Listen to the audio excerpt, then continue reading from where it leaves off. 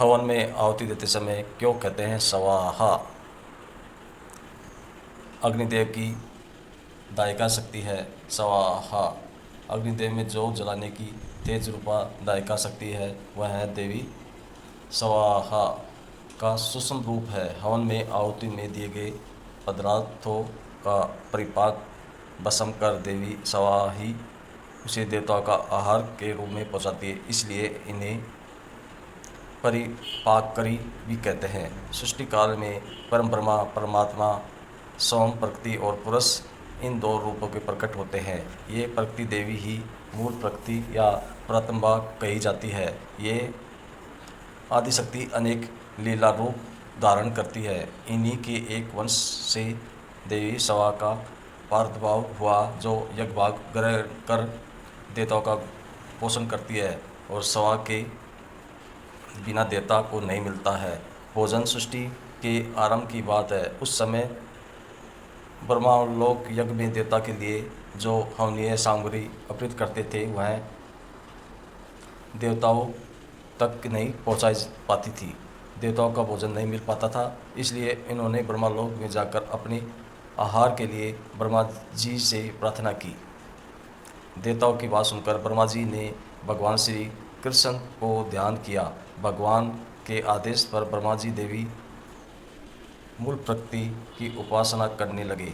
इससे प्रसन्न होकर देवी मूल प्रकृति की कला से देवी स्वाहा प्रकट हो गई और ब्रह्मा जी से वर मांगने को कहा। ब्रह्मा जी ने कहा, आप अग्निदेव की दायित्व शक्ति होने की कृपा करें।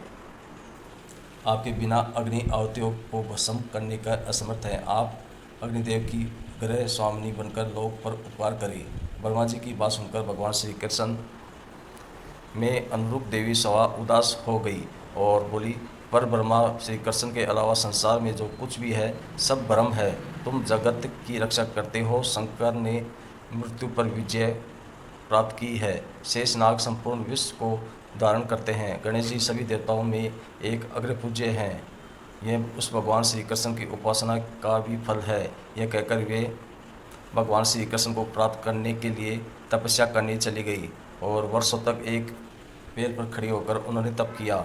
उनकी तपस्या से प्रसन्न होकर भगवान श्री कृष्ण प्रकट हो गए।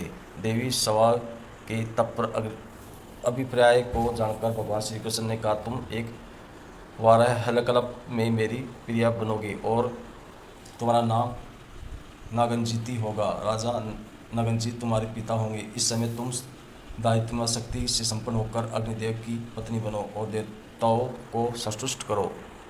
मेरे वरदान से तुम मंत्रों का अंग बनकर पूजा प्राप्त करोगे। जो मानव मंत्र के अंत के तुम्हारे नाम का उच्चारण करेंगे, देवताओं के लिए हवन पदार्थ अर्पण करेंगे, वही देवताओं का सहज ही उपलब्ध हो जाएगा। देवी स्वाहा बनी अग्निदेव की पत्नी। भगवान श्री कृष्ण की आज्ञा से अग्निदेव की देवी स्वाहा के साथ विवाह संस्कार में हुआ। शक्ति और शक्तिमान के रूप में दोनों प्रतिष्ठित होकर जगत के कल्याण के लग गए। तब से ऋषि मुनि और ब्रह्मा मंत्रों के साथ स्वाहा का उच्चारण करके अग्नि की आहुति देने लगे और हवन पदार्थों देवताओं का आहार रूप प्राप्त होने लगा। जो मनुष्य स्वाहा युक्त मंत्र का उच्चारण करता है उसे मंत्र मात्र ही रिद्धि सिद्धि प्राप्त हो जाती है। स्वाहा मंत्र से ही किया हुआ हवन कोई फल नहीं देता है। देवी स्वाहा के सिद्धायक 16 नाम है। पहला है स्वाहा, दूसरा है वायुप्रिया, तीसरा है वायुजाया, चौथा है संतोषकारिणी, पांचवा है शक्ति, छठा है क्रिया,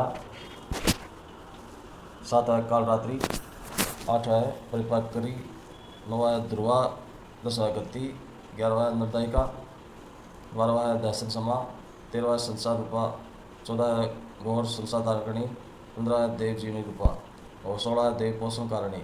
इन नामों के पाठ करने वाले मनुष्य का कोई भी शुभ कार्य अधूरा नहीं रहता है। वह समस्त सिद्धियों और मनोकामना प्राप्त कर लेता है। धन्यवाद।